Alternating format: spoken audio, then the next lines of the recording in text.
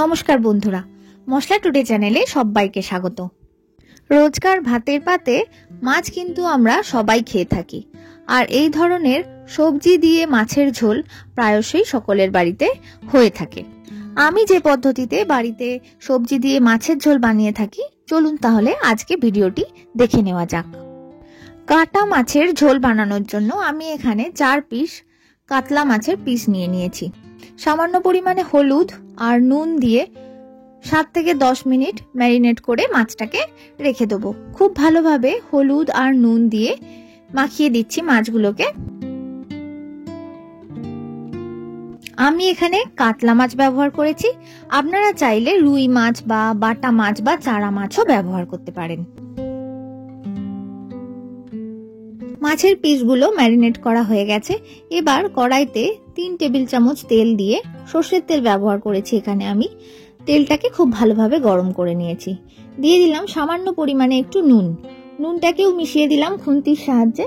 নুন দিয়ে মাছ ভাজলে মাছ কিন্তু কড়াইয়ের গায়ে আটকে যায় না আর ভেঙেও যায় না। এবারে একটা একটা করে মাছ আমি গরম তেলের মধ্যে দিয়ে দিচ্ছি ভেজে নেওয়ার জন্যে। গ্যাসের ফ্লেম মিডিয়াম টু হাইতে রেখে মিনিট 5-7 জন্যে মাছগুলোকে খুব ভালোভাবে ভেজে নেব। একদম কড়া করে বা লাল করে মাছগুলো ভাজবো না, এপিট ওপিট করে খুব ভালোভাবে মাছগুলোকে ভেজে নিচ্ছি এখানে।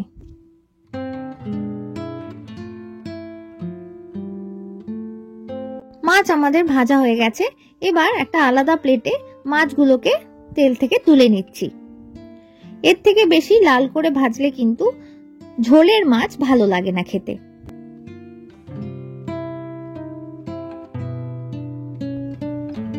এবার ওই তেলেই সবজিগুলো ভেজে নেব। আমি এখানে সবজির মধ্যে নিয়েছি পটল আর আলু। পটলগুলোকে এখানে লম্বা লম্বি করে আমি কেটে নিয়েছি। ভেজে নেব পটলগুলোকে। আপনারা চাইলে যে কোনো সবজি ব্যবহার করতে পারেন আপনাদের পছন্দ মতন। ঝিঙেও এখানে আপনারা ব্যবহার করতে পারেন।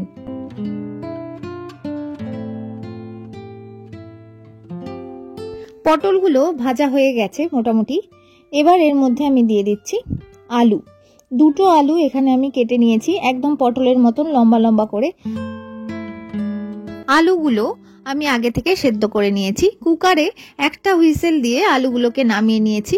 আলু সেদ্ধ হতে একটু টাইম লাগে, সেই কারণেই আলুটা আগে থেকে সেদ্ধ করে নেওয়া। আলু আর পটল খুব ভালোভাবে ভেজে নিয়েছি। সবজি দিয়ে এভাবে ঝোল বানালে সবজিগুলো কিন্তু আগে থেকে একটু ভালোভাবে ভেজে নিলে খেতে খুবই টেস্টি হয়। আলু আর পটল ভেজে আমি একটা পাত্রে আলাদা করে তুলে রাখলাম। এবার ওই তেলেই দিয়ে দিচ্ছি 2টো তেজপাতা, ফোড়নের জন্য দিচ্ছি 1 টুকরো দারচিনি, 2টো লবঙ্গ আর একটা থেতো করে নেওয়া ছোট এলাচ, আর দিচ্ছি 1 চা চামচ কালো জিরে। কালো জিরের পরিবর্তে আপনারা গোটা জিরেও ব্যবহার করতে পারেন। দিয়ে দিলাম একটা ছোট সাইজের টমেটো, ছোট ছোট করে একদম কুচিয়ে নিয়েছি। সামান্য পরিমাণে নুন দিয়ে দিচ্ছি। নুন দিয়ে টমেটো কষালে টমেটো কিন্তু খুব তাড়াতাড়ি মজে যায়। এবার একটা মশলা বানিয়ে নিচ্ছি যেটা আমরা এই ঝোলে ব্যবহার করব।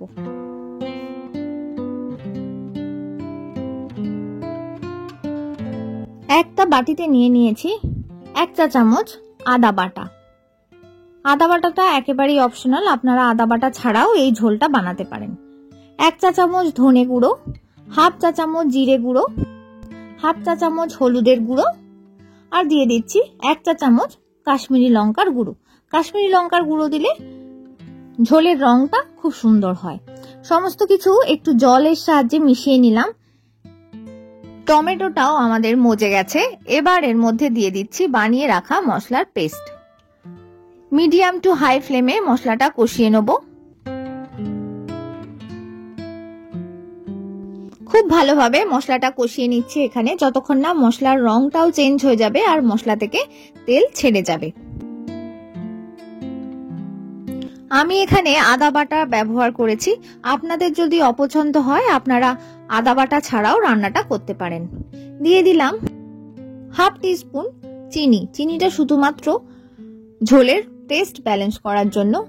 চিনিটা অবশ্যই ব্যবহার করবেন, তাতে করে কিন্তু রান্নার টেস্ট অনেকটাই ভালো লাগে।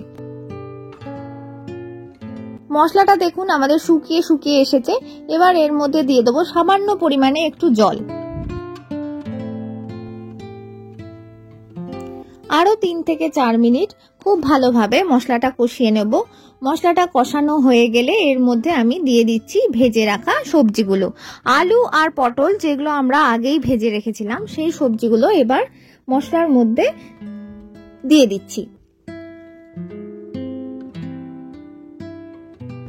আলু পটল দিয়ে মশলাটা আরো 5 থেকে 6 মিনিট খুব ভালোভাবে কষিয়ে নেব, যাতে আলু আর পটলের মধ্যে মশলাটা খুব ভালোভাবে কোট হয়ে যায়। মশলা থেকে তেল ছেড়ে গেছে। এবার এর মধ্যে দিয়ে দেবো পরিমাণ মতন গরম জল। আমি এখানে 2 কাপ পরিমাণে গরম জল ব্যবহার করেছি। আপনারাও চেষ্টা করবেন রান্নাতে গরম জল ব্যবহার করার। গরম জল রান্নাতে ব্যবহার করলে রান্নার টেস্ট কিন্তু খুবই ভালো হয়। আর ঝোলের পরিমাণটা অবশ্যই আপনারা আপনাদের কতটা গ্রেভি রাখতে চান সেই অনুযায়ী ব্যবহার করবেন। 2টো চেরা কাঁচা লঙ্কা দিয়ে দিলাম। 2 থেকে 3 মিনিট হাই ফ্লেমে মাছের ঝোলটা ফুটিয়ে নেব। এই সময় আপনারা টেস্ট করে দেখে নিতে পারেন যে আপনাদের মাছের ঝোলে নুন আর লাগবে কিনা। এই সময় আপনারা নুন এর মধ্যে অ্যাড করতে পারেন। ঝোল ফুটে উঠলে এর মধ্যে ভেজে রাখা মাছগুলো এক এক করে দিয়ে দেবো। মাছ দিয়ে ঝোলটাকে একদম লো ফ্লেমে 5 থেকে 6 মিনিট ফুটিয়ে নেব।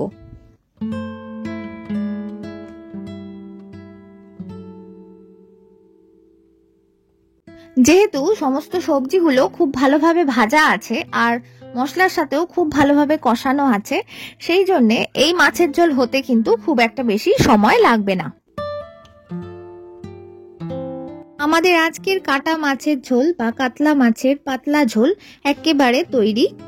5 মিনিট মতন স্ট্যান্ডিং টাইমে রেখে দিয়ে গরম গরম ভাতের সাথে আজকের মাছের ঝোল আমরা সার্ভ করে নেব। আমার আজকের রেসিপি কাটা মাছের পাতলা ঝোল আপনাদের কেমন লাগলো অবশ্যই আমাকে কমেন্টের মাধ্যমে জানাবেন।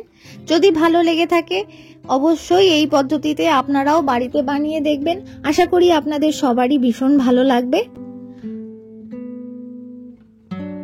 চ্যানেলে নতুন বন্ধু হয়ে থাকলে চ্যানেলটি সাবস্ক্রাইব করার অনুরোধ রইল। পাশে থাকা বেল আইকনটি প্রেস করে দেবেন। খুব ভালো থাকবেন, সুস্থ থাকবেন। ধন্যবাদ।